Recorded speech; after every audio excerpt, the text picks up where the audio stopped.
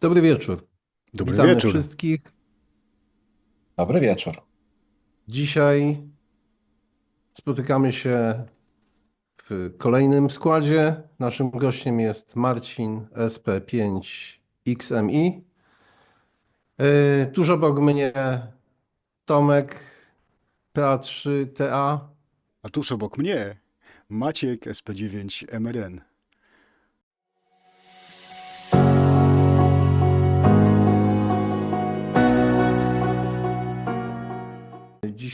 Dzisiejsza nasza rozmowa kręcić się będzie dookoła cyfrówek. Przegadaliśmy już sobie ostatnio kwestie związane z telegrafią.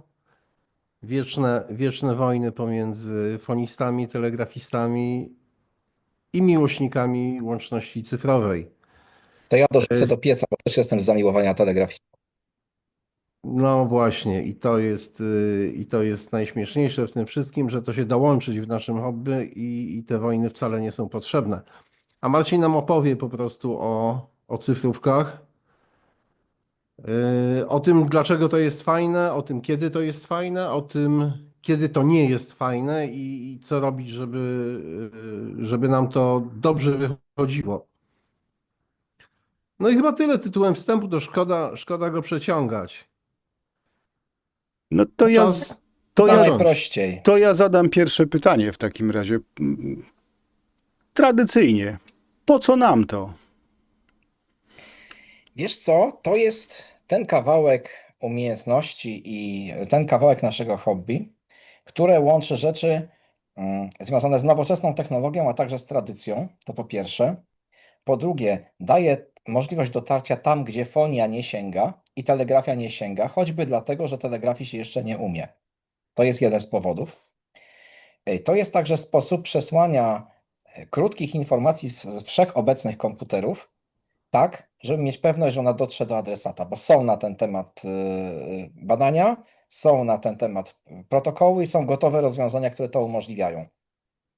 Także ja myślę, że to jest właśnie główny powód. Poza tym obecne emisje cyfrowe, w odróżnieniu od historycznej już RTTY, czyli pierwszej transmisji jakiejkolwiek teleksu za pomocą radia, są na tyle sprawne, że wygrywają nawet z telegrafią, jeśli chodzi o sprawność energetyczną.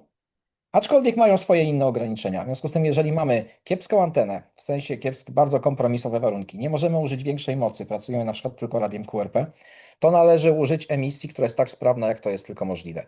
No i FT8 albo inne podobne emisje cyfrowe, FT8 jest tylko jednym z przykładów, się całkiem fajnie wpisują w ten scenariusz i według mnie jak najbardziej można z tego korzystać. I cyfrówka daje to coś, czego nie dało się zrobić inaczej.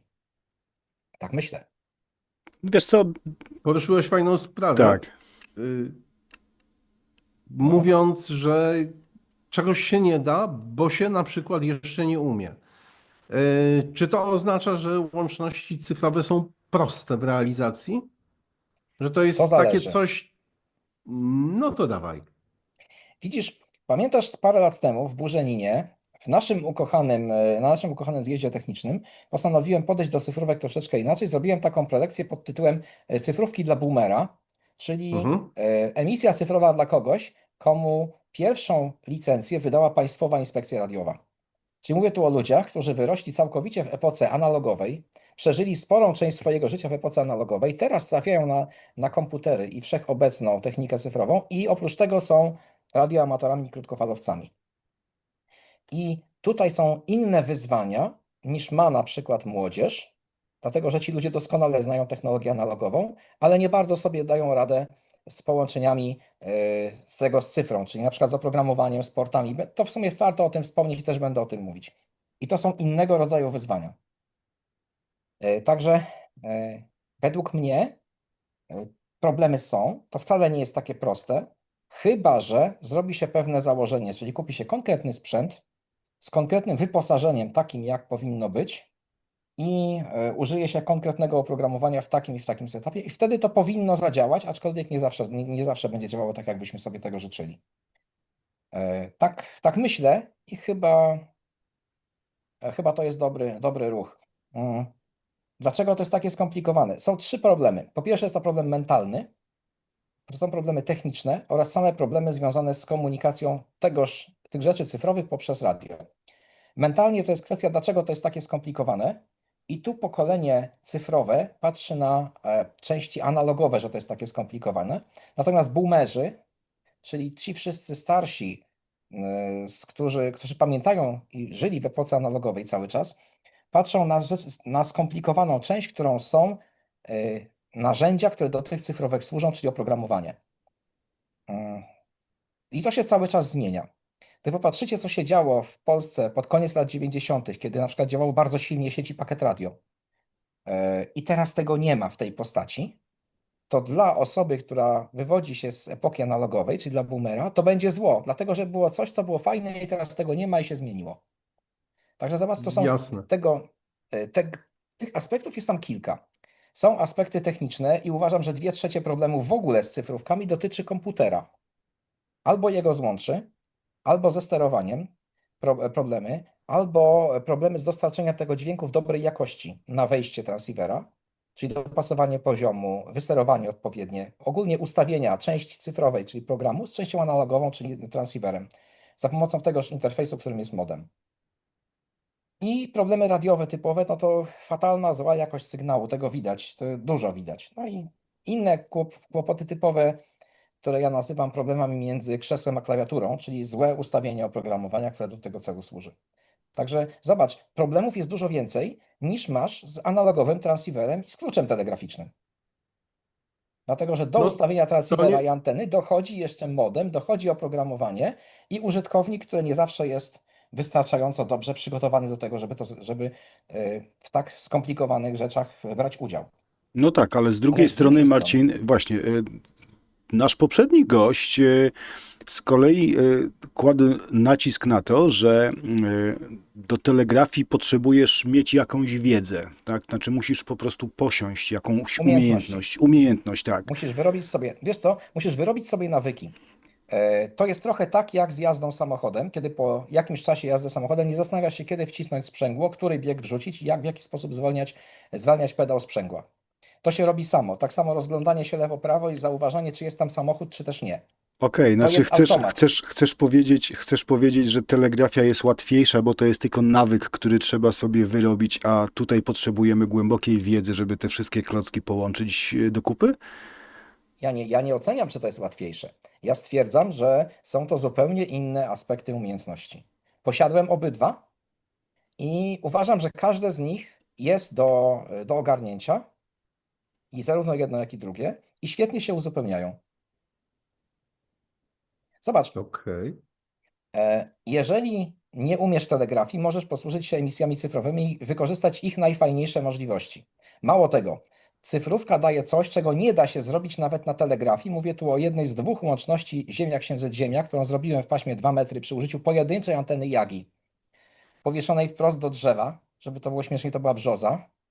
Podłączyłem po prostu tę antenę krótkim kablem do radia, którym był ICOM 746, dołączyłem transceiver poprzez modem, ustawiłem mod JT65, umówiłem się na komunikatorze internetowym z włoską stacją, która dysponuje potężnym sygnałem i zrobiłem na JT65 w sumie dwie łączności, z czego za jedną mam nawet karteczkę i to są jedyne łączności Ziemia-Księżyc-Ziemia, jakie zrobiłem za pomocą prostego transceivera, który miał tylko 100 watów do anteny, tylko, co na EME to jest bardzo mało. I zrobiłem to w modzie JT65. Na wodospadzie były jakieś ślady widać, a ten człowiek mówi, że trochę mi transceiver pływa, ale poza tym sygnał był ok. Tak mi napisał. No i mam karteczkę, mam potwierdzenie. Zrobiłem coś, co kiedyś było jedną z najtrudniejszych łączności, jakie radioamator w ogóle może wykonać. Bez cyfrówki musiałbym dołożyć nie 100, ale powiedzmy 1000 watów i nie w taką antenę, tylko w szyk kilku takich anten. I praca EME, no to chyba 70 cm jest najlepsze, bo tam prościej uzyskać te powiedzmy 500-600 watów i prościej zrobić antenę o takim zysku. Ale no, UKF to nie jest to, co mnie tak bardzo pasjonuje. W związku z tym zrobiłem to po to, żeby zobaczyć, czy się da. Się da. I to jest właśnie za to cenię cyfrówki, te nowoczesne cyfrówki, że umożliwiają poszerzenie umiejętności amatora i możliwości jego stacji o te rzeczy, których klasyczne emisje, czyli telegrafia, fonia i inne podobne, starsze cyfrówki nie dały rady zrobić. To jest ten kawałek, który według mnie jest bardzo ważny i uważam, że każdy z radioamatorów, krótkofalowców, który ma takie możliwości, powinien spróbować cyfrówek. Nawet jeżeli mu się to nie spodoba, to przynajmniej będzie wiedział, że chociaż raz to w życiu zrobił. Maćku, to my u ciebie, z tego co pamiętam, w zeszłym roku z FT818, tak, z anteny powieszonej, powieszonej to jest eufemizm, rozciągniętej gdzieś tam po strychu, połamanej między dachówkami, Na strychu, tak, w zasadzie na FT8 cały świat żeśmy robili. No właśnie. Na krótkich to nie jest nic Czy nadzwyczajnego. to jest, czy to jest właśnie miara sukcesu? Wiesz, znaczy powód tego sukcesu, że ludzie, no dzisiaj jak popatrzymy na klub logu, tak, jeżeli nie ma zawodów, nie ma kontestu fonicznego albo telegraficznego, to w zasadzie 60% wszystkich zalogowanych i wrzuconych w to miejsce łączności to są łączności na FT8. Tak, albo JS8 Call, albo jedne z jego pochodnych. Tak. Widzisz, nie mogę udostępnić ekranu, ale robiłem takie porównania skuteczności tych emisji cyfrowych, bo kiedy ja wchodziłem w krótkofalarstwo jako takie, czyli to był koniec, lata 90. tak naprawdę, moją licencję wydała mi już państwowy, nie PIR, tylko PAR, Agencja Radiokomunikacyjna. A później już był URT i piłkę. Rzecz w tym, że w tym czasie emisje cyfrowe to było, co to było? To był RTTY, czyli telex wysyłany przez radio, 2 tony o odpowiedniej wysokości. Pojawiła się już emisja kluczowania fazą, czyli PSK w tej czy w innej postaci. W tym także najpopularniejsza swego czasu BPSK 31, której autorem jest polski krótkofalowiec, zresztą miałem okazję rozmawiać z nim na ten temat. I wtedy stwierdzałem, że BPSK razem z w miarę dobrym filtrem, tu mi koledzy telegrafiści powiedzieli, były bardzo porównywalne, telegrafia była lepsza. Dopiero później pojawiły się takie nowoczesne emisje przystosowane do słabych sygnałów. I nawet tutaj też występowała ewolucja polegająca na tym, że te programy były coraz lepsze. Robiłem takie porównanie i porównanie z telegrafią jest trudne o tyle, że nie ma jednostajnej takiej miary prostej, którą można stwierdzić, kiedy ten telegrafista poprawnie słyszy.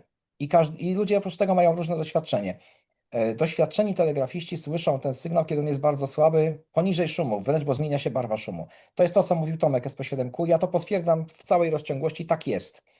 Nawet koledzy z krakowskiego HS-u, jeden z kolegów z krakowskiego Hackerspace'u, zrobił nawet takie testowe nagrania, w których za pomocą narzędzi DSP wygenerował szum i pod tym leżał sygnał telegraficzny taki czy nie inny.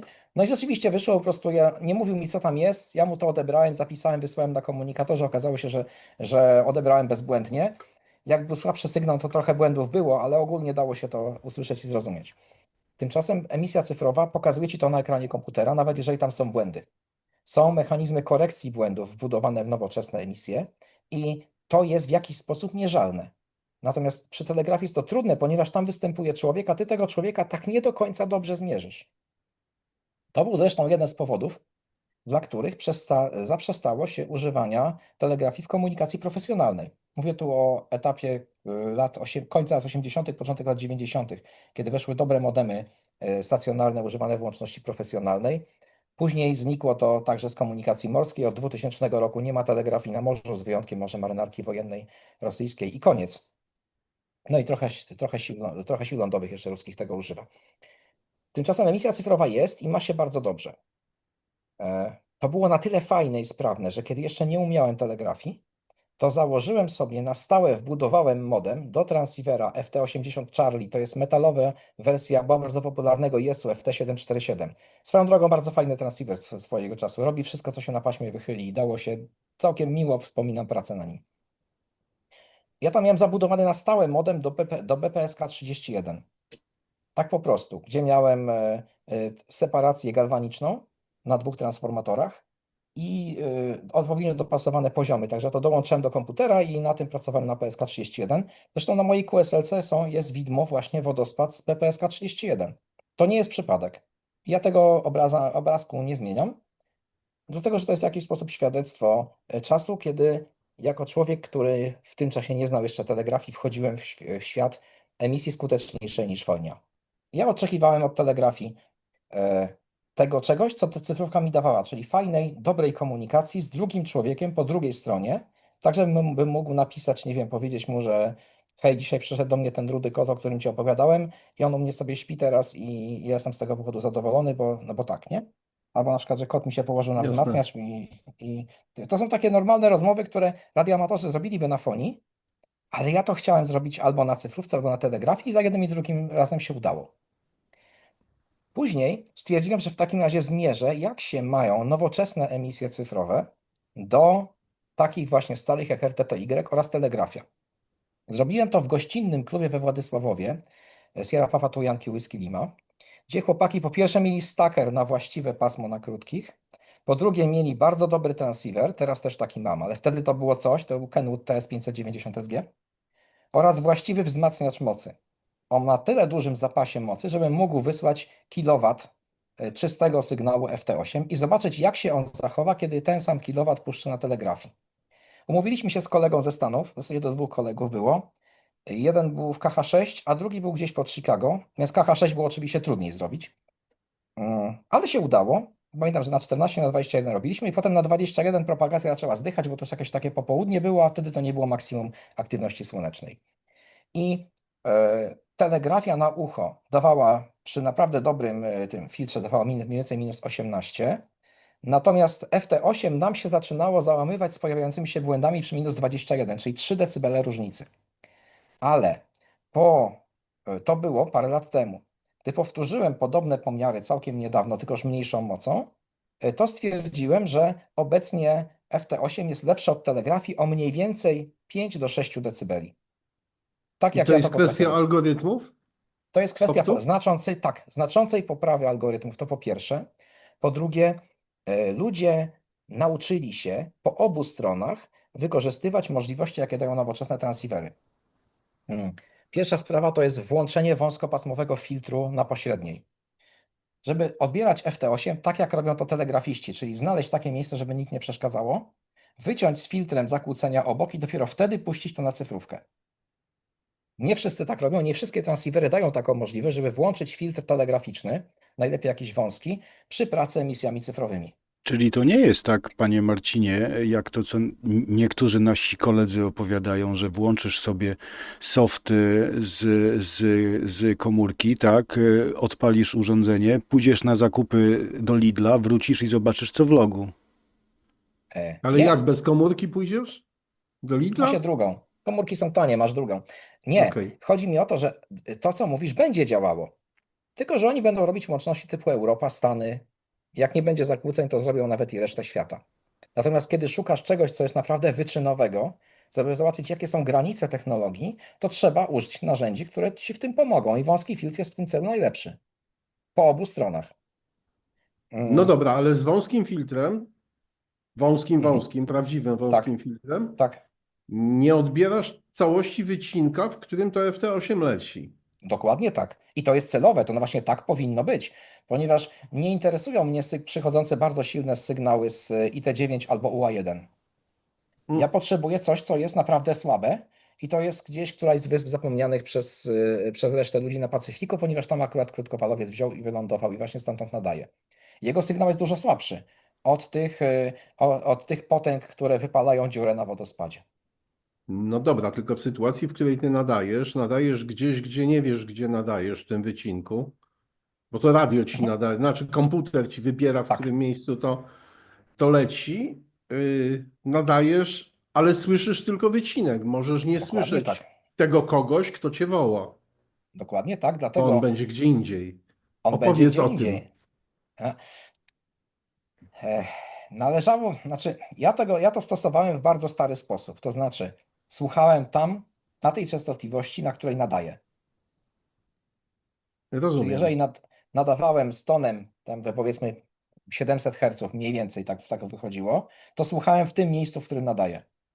Nie jest to Mhm. najskuteczniejsze, ale moim zadaniem było sprawdzenie granicy możliwości technologicznych emisji cyfrowych. Rozumiem. Natomiast nienormalna taka rozmowa ze znajomymi, ewentualnie wysyłanie im jakichś krótkich raportów, to jest jedna rzecz. I wyniki, które w ten sposób osiągnąłem, pokazywały granice możliwości tej technologii. Natomiast to, co mi się nie podoba, to było sprowadzenie takiej wymiany do prostego stwierdzenia, słyszycie na minus tam 5 albo plus 5 albo coś takiego i nic więcej, następny nara, następny proszę. To jest, No, no ja tego nie oczekiwałem od emisji cyfrowych. Przypomina mi to trochę szybką wymianę 599 w zawodach i następny proszę. Ale to nie jest to, czego ja szukałem. no więc to nie jest wszystko, co jest w krótkofalarstwie. Te szybkie łączności, ja rozumiem, że w ten sposób robi się DX-a i robi się i pracuje się w zawodach, ale to się w pewnym momencie faktycznie sprowadziło do tego, że z każdym robimy taką łączność na cyfrze i niewiele za tym stoi. To jak już zaczęliśmy, tak, to jak już to zaczęliśmy BPSK było jechać, inne. jak zaczęliśmy jechać po cyfrówkach, e, to no to kluczowe pytanie. To jest takie fajne, no ale wszyscy wiemy, że nie ma darmowych obiadów. Co w tym jest złe albo może być złe? Wiesz co? Raz to spłaszczenie takie, bo BPSK na przykład było inne. Tam ludzie mieli makra albo wręcz pisali z klawiatury. To się zdarzało, ja to bardzo lubiłem. Ja pisałem Mhm. niejednokrotnie z klawiatury, niemalże jak na IRC-u. Dokładnie Można tak. było wysłać, cofnąć, wrócić, postawić kropkę, dodać przecinek.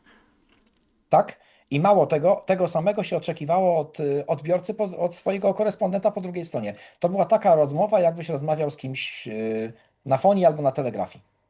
No tak. I wprowadzenie emisji ze stałym podziałem, kto nadaje, kto odbiera, zepsuło to. Czyli zarówno FT8, jak i FT4, czy JT65 spowodowało spłaszczenie tej komunikacji i odebranie w sumie takiej części radości związanej z bezpośrednią komunikacją z tym drugim kolegą, który jest tam gdzieś daleko, headpre, czy siedzi przy radiu, tak jak ja. Druga rzecz, jeśli chodzi o darmowe obiady, to są problemy techniczne, które wynikają z samego faktu dołączenia komputera do transceivera. Transceiver, no, jego odbiornik jest bardzo czuły, no bo taki musi być, a z kolei komputer to jest generator śmieci cyfrowych, które to śmieci powodują bardzo paskudne zakłócenia. I ja uważam, że przenoszenie zakłóceń to jest jedna z gorszych rzeczy, które występują zaraz obok problemu ze sprzętem i oprogramowaniem. I to widać. Dlatego część z transceiverów, na przykład Xiegu 6100 miał tę wadę, że wbudowany w ten transceiver komputer, który miał na przykład urządzenie do rozmów, do prowadzenia tak po prostu łączności którejś z emisji cyfrowych, to niestety, ale powodował zakłócenia w samym odbiorniku. Także widać je było na wodospadzie. Jeżeli podłączysz Mhm. kartę dźwiękową wbudowaną, gdzie na masie od komputera jest mnóstwo śmieci, to będziesz mieć ten sam problem. W związku z tym musisz mieć modem, który ma separację galwaniczną. Nie wszyscy takie mają, nie wszyscy w ogóle wiedzą, że jest taka potrzeba. Nie wszyscy to zrobią tak, żeby wyzyskać maksimum z tego, co się da. Jak podłączysz to źle, to będziesz mieć mnóstwo zakłóceń, będziesz się frustrować, że nic nie słyszysz, albo co gorsza, będziesz się frustrować, bo ciebie nie słyszą, kiedy źle ustawisz poziomy.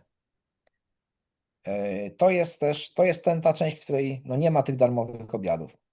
I mnie jeszcze jedna rzecz trochę denerwuje, to są te automatyczne łączności, kiedy ma się na przykład spaczowaną wersję oprogramowania, które to robi i ono samo wybiera, kogo tam ma zrobić i samo tą łączność robi, a ty puściłeś i ci się łączności robią same, wracasz ze sklepu, masz zrobionych tam parę QSO i na dobrą sprawę należałoby z automatu wypuścić to na drukarkę, żeby wysłać QSL-ki. To jest tego typu problem, który no, mnie się nie podoba, ale wiem, że są ludzie, którym się to podoba, bo akurat tego potrzebują, żeby sobie tych łączności natrzaskać i mieć ich więcej. Ja jestem gotów to zrozumieć, dlatego że no, krótkofalarstwo, w ogóle takie eksperymenty, to jest coś, ja bym się spodziewał, że będą ludzie, którzy będą mieli takie wewnętrzne, głębokie potrzeby i jestem z tym okej. Marcin, ale ja nie wiem, z czym ty masz problem. Przecież napisanie międzymordzia pomiędzy softem a driverem drukarki to nie może być duży problem. To może być wypuszczane od razu na naklejki. Można to załatwić inaczej. Jak Marcin wspomniałeś o tych QSL-kach, od razu przypomniało mi się to, co kilka tygodni temu usłyszałem, będąc w SP5 PRF. Tam była rozmowa między Bogdanem SP5WA a Marcinem Bogdan ma cięte riposty, pozdrawiamy. SP5 IOU. Marcin IOU testował łączności remote z klubu Tak. od siebie z domu, no i przeprowadził testowo tam 1500 KUSO na FT8.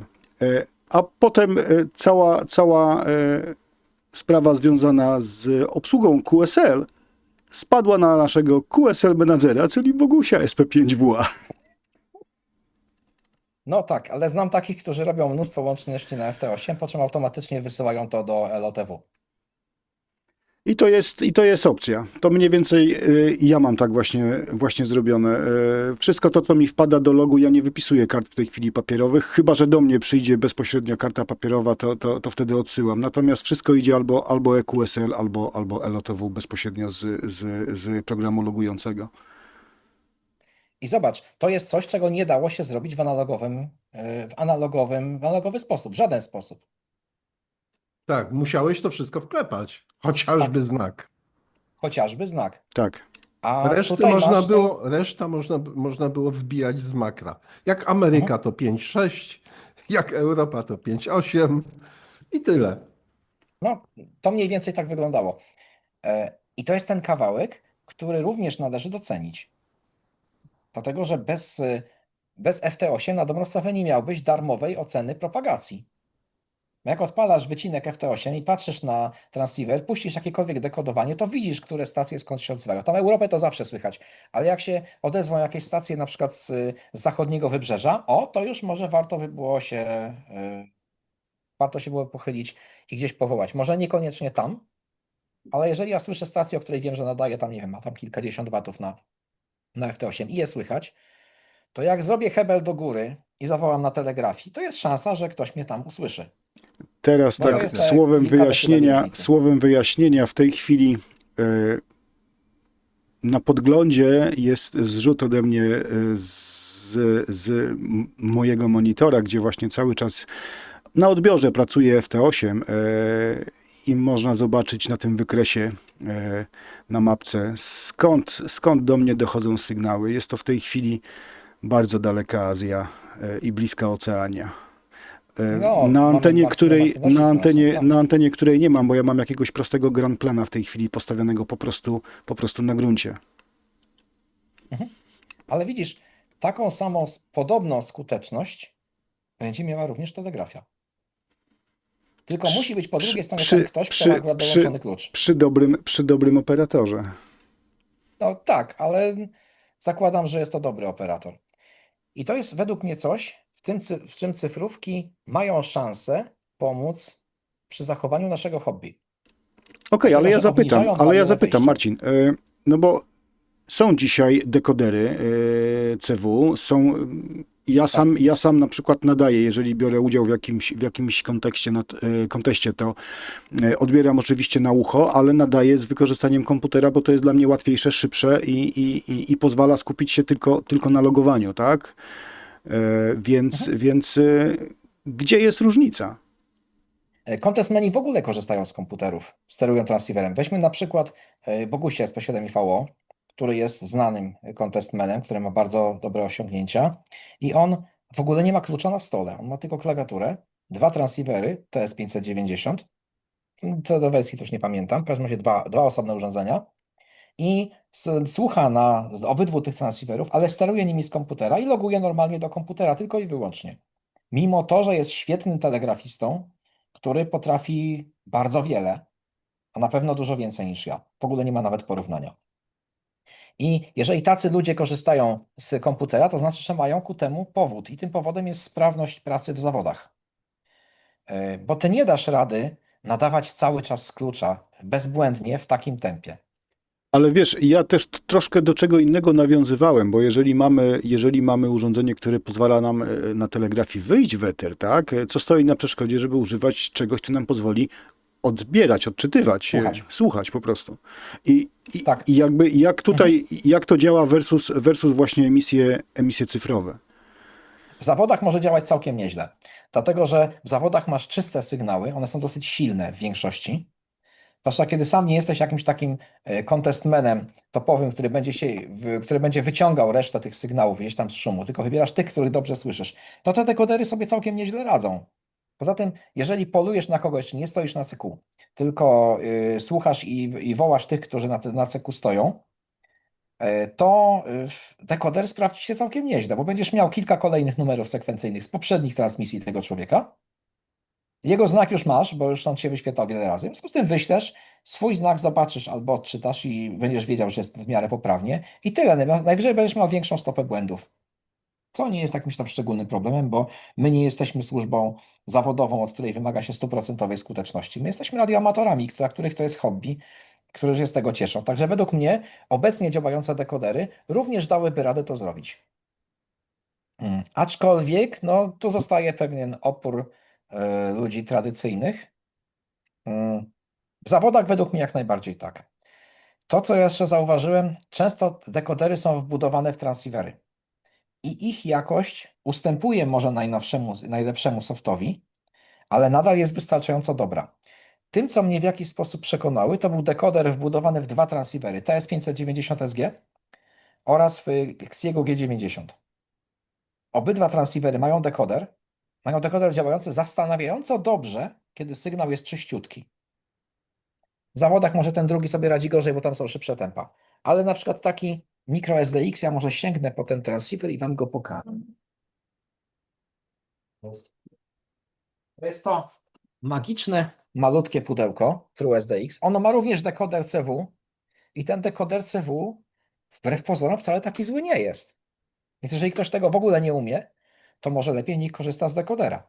To teraz ja sięgnę, a za chwilę sięgnie Tomek. Jeszcze nie wiem, ale nie mogę się doczekać.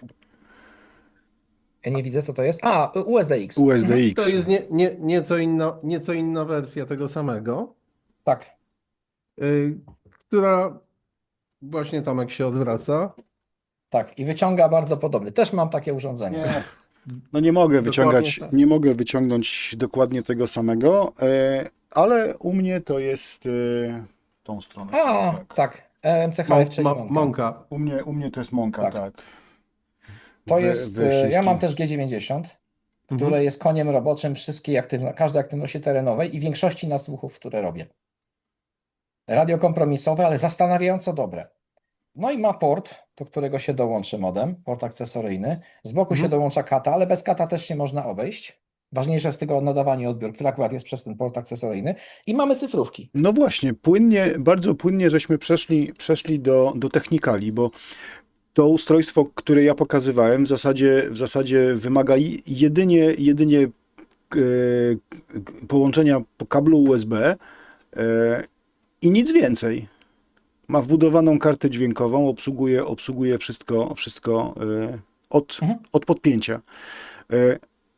Ale jeżeli chcemy zrobić to dobrze, jeżeli chcemy uniknąć problemów, o których mówiłeś wcześniej, to jaki zestaw tak naprawdę powinniśmy złożyć? Takie absolutne minimum. Każdy dowolny transceiver oraz modem, który umożliwia dwie rzeczy. Użycie karty dźwiękowej, czyli wysłanie dźwięku do transceivera i z transceivera na wejście oraz sterowanie nadawaniem, czyli PTT. CAT nawet nie jest potrzebny. Przyda się, ale nie jest to potrzebne. I tutaj największy problem będzie z portem szeregowym. Dlatego, że dzisiejsze komputery nie mają już portu szeregowego takiego fizycznego, jak to kiedyś było, czyli było RS-232, który miał z workami albo ustawionymi w BIOSie ustawione, który to jest COM pierwszy, i on zawsze tym COMem pierwszym był. Teraz tak nie jest i w większości wydań Microsoft Windows był w zasadzie od wersji, które wykorzystywały USB, czyli konwertery USB to serial, zawsze pojawiał się problem, który to jest COM. I dlaczego ten COM Tak. się zmienia? Wystarczyło przełączyć go do innego portu, zmieniał się jego numer, zmieniała się konfiguracja oprogramowania. Chyba najlepiej to jest rozwiązane na Macach i na Linuxach, gdzie można wskazać konkretne urządzenie, a nie konkretny port. Też nie do końca to dobrze działa, ale na pewno działa to lepiej niż taka wersja, że to jest COM ileś tam i który to jest i w jakiej kolejności trzeba te urządzenia włączać. To jest według mnie przeszkoda numer jeden przy cyfrówkach w tej chwili. No, Dla tu większości właściwie ludzi. najlepszym rozwiązaniem jest po prostu wejście do menadżera urządzeń i zobaczenie, co się pojawia i znika w momencie wtykania Tak. wtyczki i I tyle. potem trzeba zrobić restart oprogramowania, które z tego koma korzysta, żeby sobie odczytało podczas startu Tak. właściwe komy. Czyli najpierw musimy mieć działający sprzęt, a dopiero potem uruchamiać oprogramowanie i to w odpowiedni sposób. Potem trzeba tego koma ustawić na właściwą prędkość. Więc 9608N1 dla typowych takich właśnie katów, 2400 nawet niektóre radia mają, ale trzeba ustawić na tyle samo, na ile trzeba, na ile tego radia wymaga. I to nie zawsze jest tak prosto, jakby się dało, bo w radiach to również trzeba przestawić. No w TS-ie, w Kenwoodzie jest to menu 68, gdzie trzeba ustawić data rate, Mhm. i trzeba użyć w menu 69, ustawić, żeby używało wbudowanego kontrolera USB i wtedy się podłączy go po USB do komputera i będzie działało dobrze. Nie wszystkie radia tak mają. W 891 na przykład można również podłączyć, ustawić cut rate na 38400 i w zasadzie powinno wtedy, no po kacie będzie już wtedy działało, powinno działać. Problem w tym, że to musi działać w tym samym czasie. Po drugie, część oprogramowania, kiedy czyta z kata, potrafi się zawiesić. Ja już takie rzeczy widziałem. Ludzie narzekają na to i w sumie słusznie narzekają, bo to jest najbardziej niedopracowana część łączności związanej z cyfrówkami. To jest komunikacja z transceiverem, komunikacja cyfrowa oraz kwestia wysyłania analogowych i odbierania analogowych sygnałów z niego. Kiedy widzicie sygnał szeroki jak wrota od stodoły, to najprawdopodobniej ktoś ustawił poziom zbyt wysoko. All knobs to the right. Mhm. Nie chciało mu się, albo może nie wiedział, że tak można zrobić, że istnieje takie coś jak wskaźnik ALC, który pokazuje, jak bardzo transceiver zmniejsza wysterowanie, gdyż sygnał jest zbyt silny. No to jak to trzeba zrobić? No trzeba włączyć nadawanie, po czym ustawić tak, żeby ALC się w ogóle nie wychylało, albo bardzo mało się wychylało. Taka jeszcze druga wskazówka, że przy niektórych transceiverach, jeżeli nie mamy wskaźnika ALC albo nie wiemy, jak to zrobić, jak go użyć, to należy zmniejszać poziom głośności tak, żeby moc spadła. I to moc ma trochę spaść, powiedzmy, nie wiem, z tych załóżmy 20-30 watów ma spaść o połowę, a potem troszeczkę dodać, ale tak, żeby ona się wahała, okresowo się tam wahała, w jakiś sposób zmieniała. Wtedy będzie czysty, dobry sygnał. Przynajmniej lepszy niż radio wysterowane na maksimum, także strzałka się obija o koniec skali, a potem i tak tego sygnału nikt nie rozumie. To Dotyczy taka metoda troszkę jak się jeździło maluchem kiedyś, że trzeba tego malucha rozpędzić, a potem odpuszczać gaz tak delikatnie, żeby on nie zaczął zwalniać, ale żeby jednak pedał był nieco cofnięty w stosunku do pierwotnego położenia. Nigdy nie jeździłem Słuchajcie, dłużej maluchem, więc nie znam tej technologii, ja już wtedy miałem Poloneza, ale to mniej więcej jest taki efekt i tu się zgodzę z Tobą. I to wcale nie jest takie proste. To jest według mnie jedna z gorszych przeszkód, oprócz numeru komów. Druga rzecz jeszcze, też ludziom cyfrówki się kojarzą z małą mocą, co nie zawsze jest prawdą. Bo owszem, możemy używać FT8 z 5, tam 10, 20 watów i tak się robi, Ale to wiesz ale co, kiedy wyciskasz, to chyba dlatego, że tam jest powiedziane, że jest to emisja słabych sygnałów i tutaj gdzieś jest taka fiksacja, że tak, słaby sygnał to musi być pewnie QRP. No chyba nie. tak, no chyba nie. Kiedy robisz łączności na przykład na rozproszeniu, jakieś łączności na jakimś tam skaterze od czegoś, albo masz koniec propagacji i słyszysz takiego człowieka gdzieś tam ledwo i tak się z nim umówiłeś, to ja nie widzę przeszkód, żeby przyłożyć 1,5 kW w RTTY i robi się takie emisje. Przecież to pozwolenie dodatkowe nie zabrania używania tego samego w emisjach cyfrowych, jaką RTTY jest.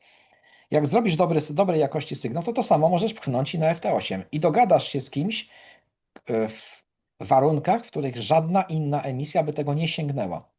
To samo się robi na przykład na UKF-ie przy łączności Ziemię-Księżyc-Ziemia, chociaż nie tylko to, bo na rozproszeniach troposferycznych również. To chłopaki UKF-owcy mogą bardzo wiele powiedzieć.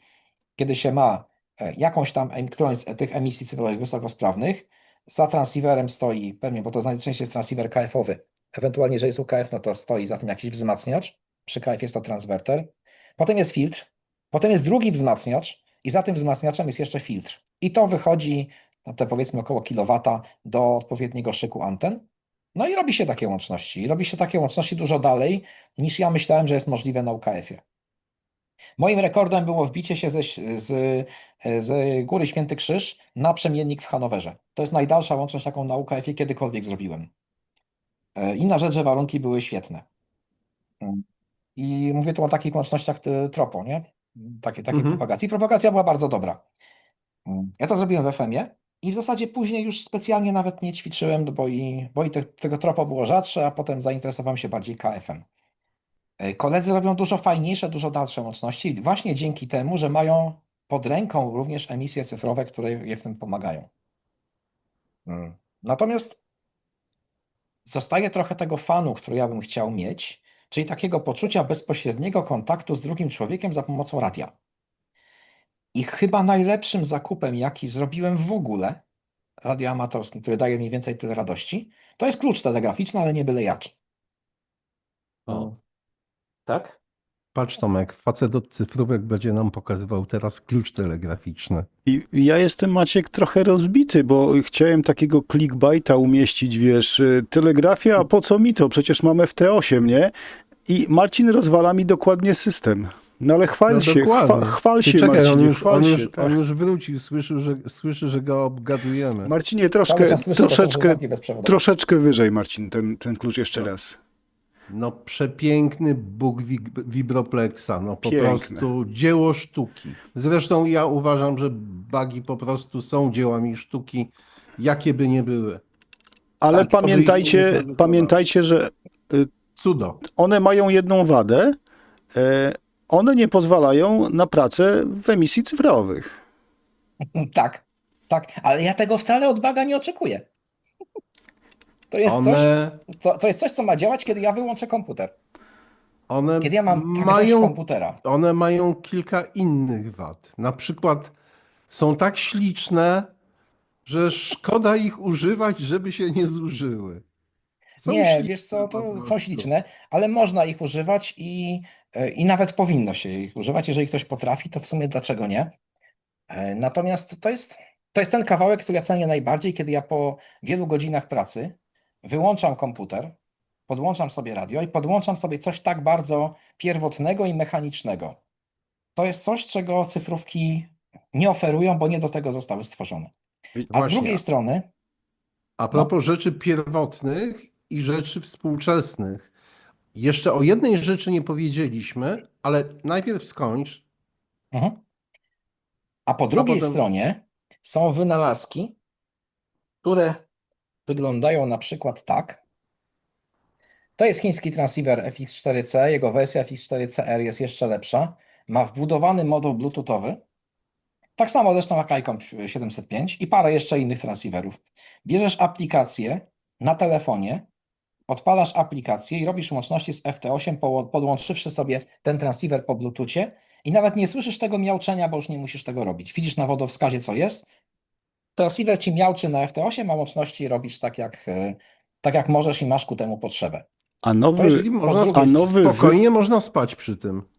tak, a Bo nowy, nie miauczy. słuchajcie, a nowy wypust Yesu w podstawowej wersji tego nie umożliwia.